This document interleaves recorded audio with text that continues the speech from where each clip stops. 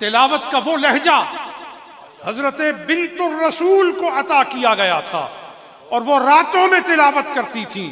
چکی چلاتی تھیں تو تلاوت کرتی تھیں، وہ گھر کے کام کرتی تھیں تو تلاوت کرتی تھیں. اور یہی وجہ ہے کہ دنیا کی ہر عورت کام کرتے ہوئے کسی دوسری خادمہ کی محتاج ہے. اور جب سیدہ حضور کی خدمت میں آئیں، عرض کی یا رسول اللہ گھر کا کام بہت ہے، معین کی ضرورت ہے، معینہ کی ضرورت ہے، ناصرہ کی ضرورت ہے. تو آپ نے فرمایا تمہیں 3 تسبیحات دیتا ہوں.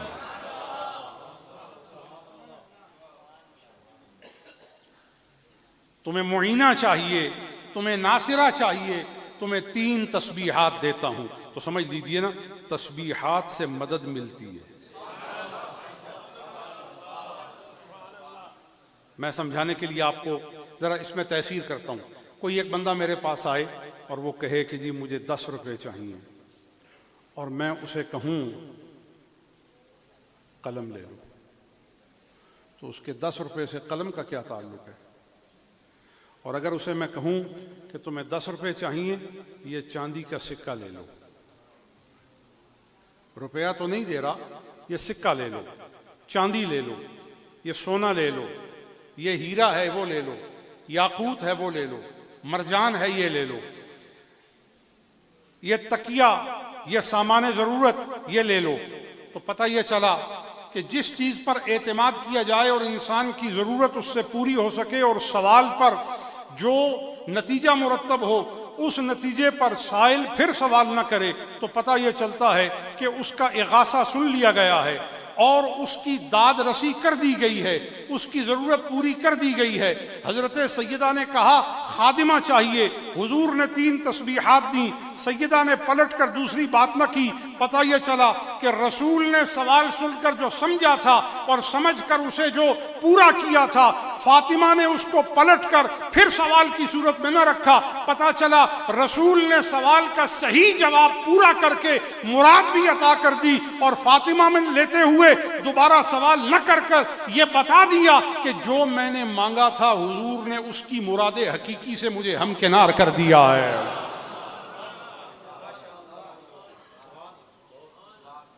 سبحان اللہ، الحمدللہ، اللہ اکبر.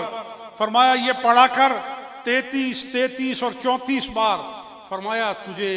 خادمہ کی ضرورت نہیں رہے گی.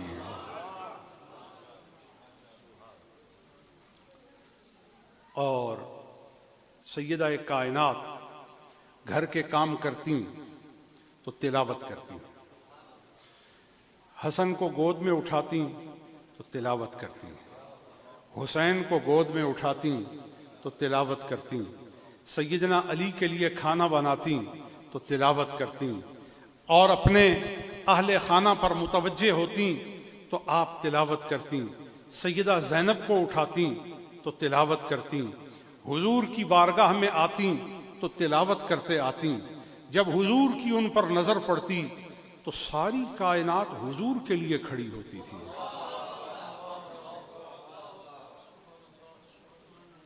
سیدہ کائنات آپ کا مقام سمجھیے کہ جب حضور تشریف لاتے ساری کائنات کھڑی ہو جاتی، صحابہ کھڑے ہوتے، انصار کھڑے ہوتے، مہاجرین کھڑے ہوتے، اور مقربین کھڑے ہو جاتے، اور حضور سید عالم کے طالبین دیدار اور طالبین سماع کلام کھڑے ہو جاتے. میدان جہاد میں آتے صفیں کھڑی ہو جاتی،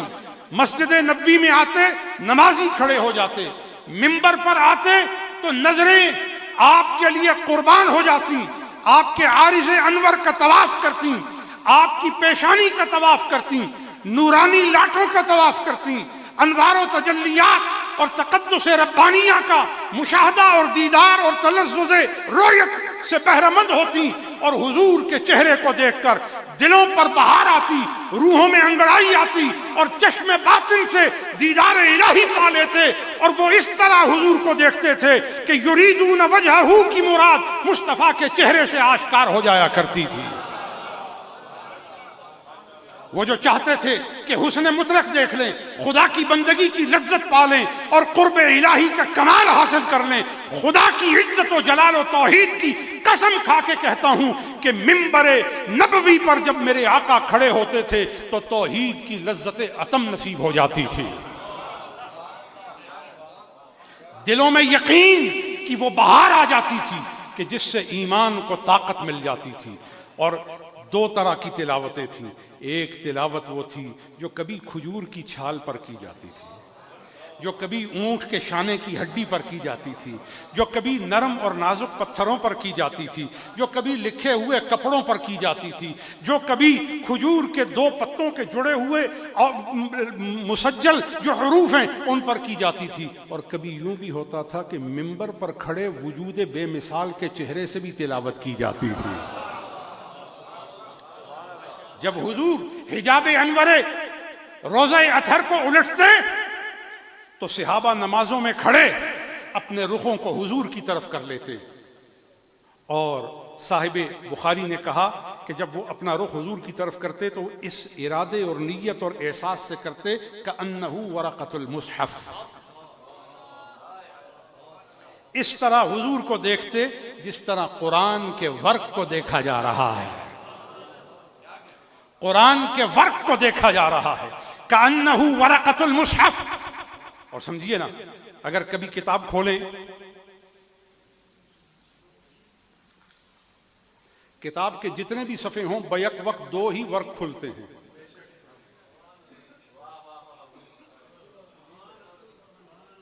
جتنے بھی قرآن، جتنے بھی کتاب کے صفحے ہوں، جب بھی کتاب کھولیں گے اس کے بیک وقت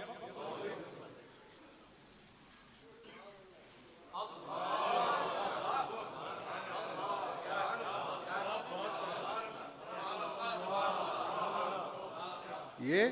اور یہ کہا تکو غور سے، ہم نے نور کی عبارت سے جس کے چہرے کو سجایا ہے اسے والضحیٰ قرار دیا ہے۔